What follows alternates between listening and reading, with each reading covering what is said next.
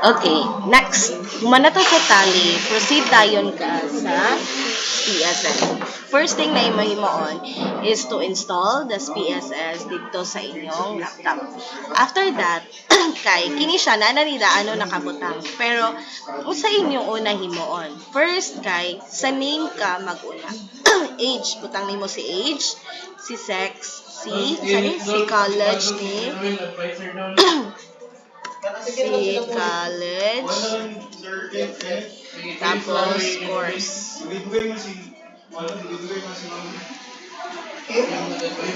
Course na tayo. Tapos, just write A1 to A10, AA, B1 to B9, BB, C1 to C6, CC. Which means na, ang pagka-plaster dire kay same pod sa pagka-plaster na imong ibutang sa imong tally or sa imong Excel form, sa tally form. After this one, you go to values. Sa values, dili ninyo ipangbutang si legend. Ako, anay reason ha. Okay, sa legend. Sa age, si 1, ang imong ibutang is 18 to 20 years old. Ma'am. Okay. Excuse me. Si 2, ang imong ibutang kay 21 to 20 21 23 years old. Okay. Pero if napay next, pwede ka magbutang na yun 3, 24 to 26 years old. Pero kung diha na taman ang sa information or data na inyo na-gather, pwede po diha. Tapos okay na yun. Sex. After sa sex, kay 1 is to male, 2 is to female. Tapos college, kay 1 is to TIAS ba na siya, 2 is to CCJA, no? Tapos dugangan na lang ninyo sa 5. Corso, kay 1 is to B is IT, 2 is to AB, 3 is to other na mga department, B is CRIM, or tanan na mga corso diri sa NEMCO. Tapos okay dahil na.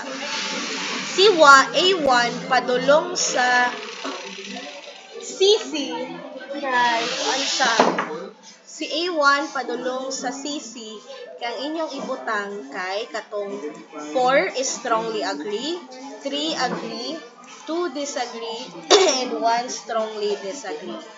Tapos, okay, dayon ka. No? Tapos, hangtod na siya dito sa ubos sa CC. No? So, dapat nakakopy na siya padulong sa ubos.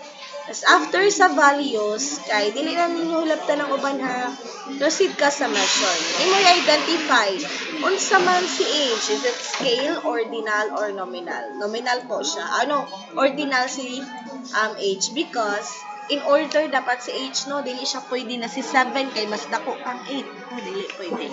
So mag-una gid si 7 kaysa kang 8. So mana order, ordinal. Si sex kay nominal kay character man siya quality. No, kay dili man pwede nimo ma-order si male o female kisa man ang mas dako si male ba or si female. So it's nominal. Si college pod og si course kay nominal. Tapos si A1 padulong sa A10 kay ordinal, si average lang ni A ang scale. B1 to B9 ordinal, average of C is scale. C1 to C6 is ordinal, average of C is scale. After, nata sa variable view ha, after sa variable view, okay na ni, proceed ka sa data view.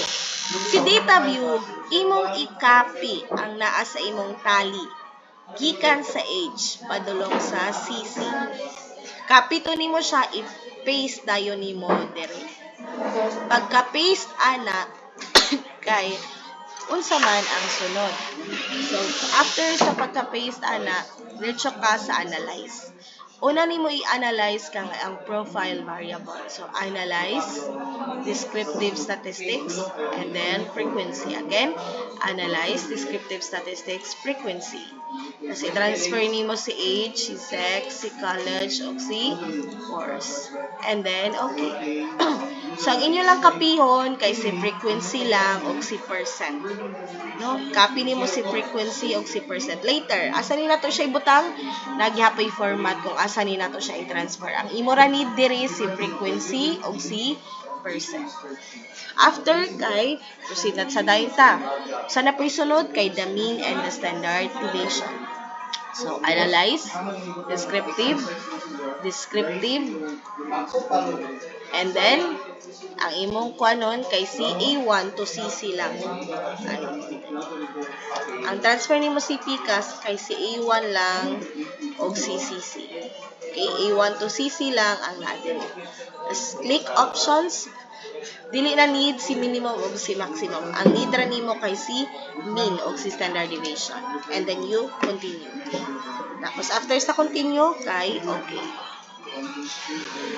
Tapos again, si mean o si standard deviation, i-transfer na nimo siya dito sa Word document nga ako i-send sa inyo. Dito na nimo siya butang. Pero remember, na 2 decimal places na ta.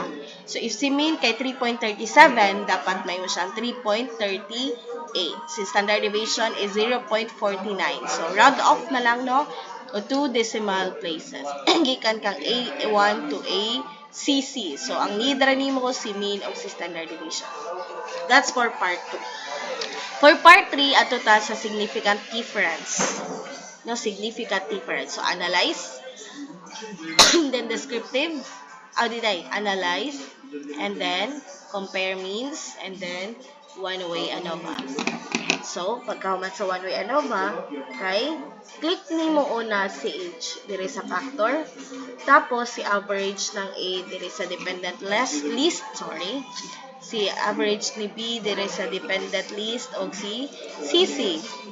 Tapos after ana, okay, so mugawas tayo ni siya. Now, ang imo lakwaon diri kay si F o si sigma. Si F, dito na nimo siya ibutang sa F, small letter F dito sa Word document. Si sigma, mao ni siya ang p-value nimo dito sa Word document. Si F o si sigma. This is small letter F, this is the p-value. After, may naka sa age. Sa age pa na ha. Proceed na dayon ka sa napailain no, na profile variables. After sa age, balik nimo sa age, pulihan nimo kang sex, and then okay. So again, you will get the F and the sigma for sex. Next is ato ta sa college. Balik, and then college, and then okay. Mao dayon ni ang imong result. And then after sa college, kato ta sa kurso. So course, balik nimo si college and butang mo si course. And then okay. Tapos F and CP value na lang ang imong gamiton.